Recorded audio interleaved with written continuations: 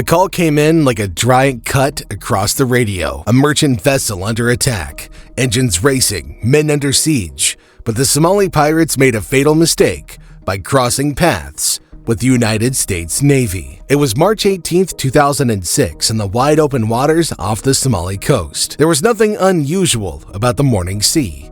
The horizon was calm, the swell steady, and the freighter's engines throbbed along their course. But dangers in these waters never announces itself with fanfare. It slips in quietly. The first hint was subtle, shapes moving too quickly against the waves, closing the distance in silence. At first, the deckhands thought they were just local boats, but then came the glint of metal, the unmistakable outline of armed men standing in the bows. This wasn't trader fishing, this was an approach with intent.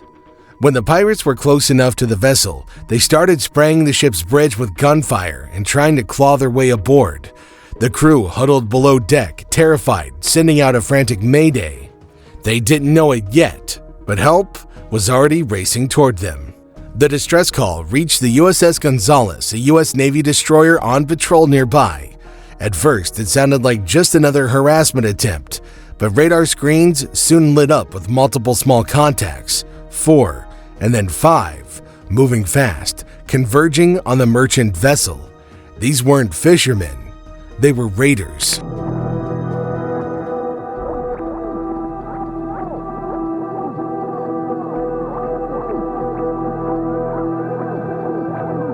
What happened next would shock even veteran sailors. The Gonzales changed course at flank speed, waves crashing over her bow, sailors scrambled to stations, machine guns were mounted, the order went out across the ship, man weapons, hostile small craft inbound. This was no drill. On the horizon, the silhouettes of skiffs came into view. They were painted dark, engines roaring, each packed with men clutching rifles and heavier weapons. Lookouts shouted as the gleam of a mounted heavy machine gun came into focus. A DSHK, Soviet-made, capable of ripping through a ship's bulkhead. Other pirates brandished RPG launchers, their warheads glinting in the rising sun. They weren't opportunists. They were organized and ready to fight. What happened next turns the story from hostage drama into full-blown naval action. The Gonzales made the decision no captain wants to make for his crew. Engagement. Warning shots were fired, sprays and geysers erupting ahead of the incoming skiffs. But the pirates ignored the warnings. They accelerated.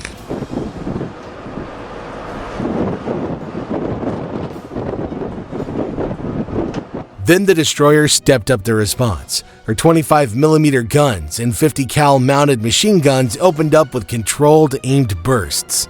The effect was immediate and terrifying. The lead skiff took a round and wood shredded. The engine coughed and died. Men were thrown into the water. Another skiff answered with a burst that whined against the sea. A round skimmed the hull of the destroyer, a warning, but not a wound. And here's where it gets intense. The Navy had to choose lethal force, and they chose accuracy over spectacle.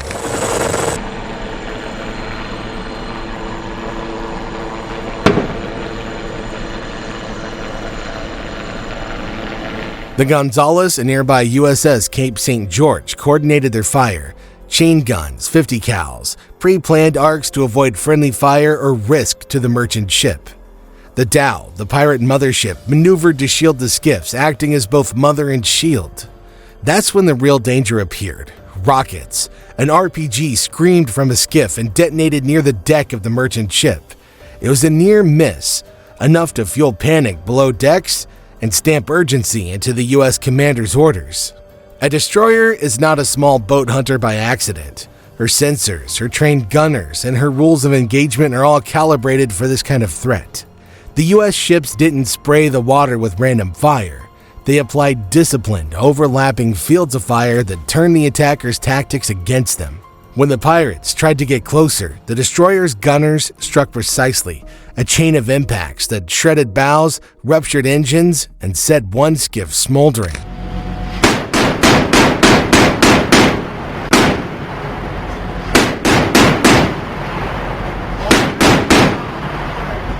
You wouldn't believe what happened next when the pirates' mothership, the Dow, tried to fight through. She engaged, not merely as a passive carrier, but as an active combatant. Its crew fired small arms and tried to shield the skiffs. The U.S. ships had to neutralize that risk. Coordinated fire pummeled the Dow's deck and rigging. Splinters flew, masts fell. The Dow was badly damaged. The small skiffs were left exposed, disabled, or sinking.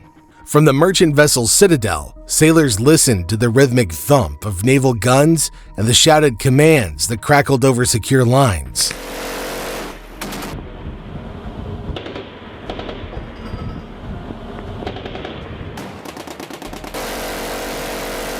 The impact was devastating. Shards of fiberglass sprayed like shrapnel as the skiff's engine started choking out a cough of black smoke.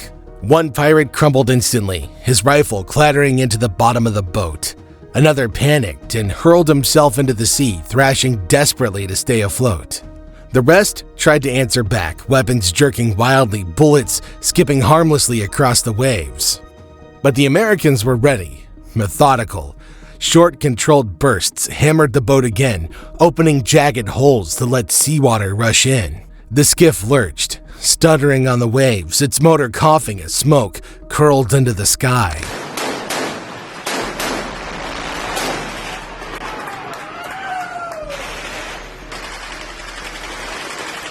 When it finally became safe to emerge, crew members walked out onto open decks to see the aftermath. Smoking fragments of wooden skiffs, men hauled from the water, and U.S. sailors standing watch with rifles and zip ties.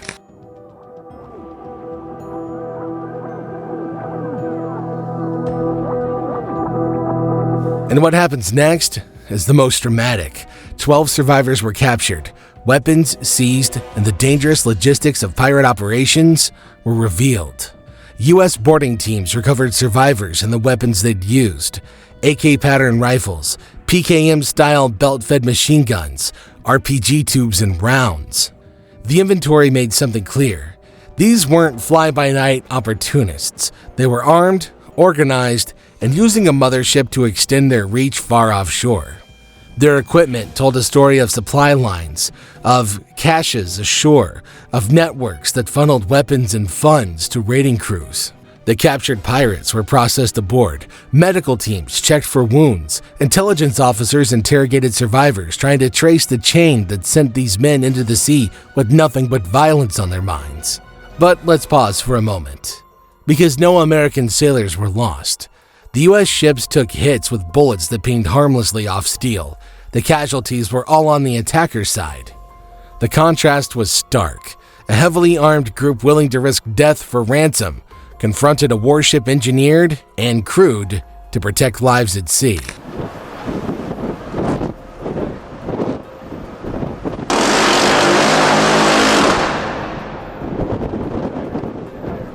This was more than just another naval skirmish. It was a warning carved into the waves.